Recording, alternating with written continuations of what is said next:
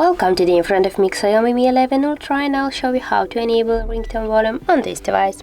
So first you should go to the settings and here scroll down to the sounds and vibration section. As can you see, your ringtone just is turned off right now, and just to turn it on, swipe with the finger here to the left side with your finger, and that's it. So also we got the second way.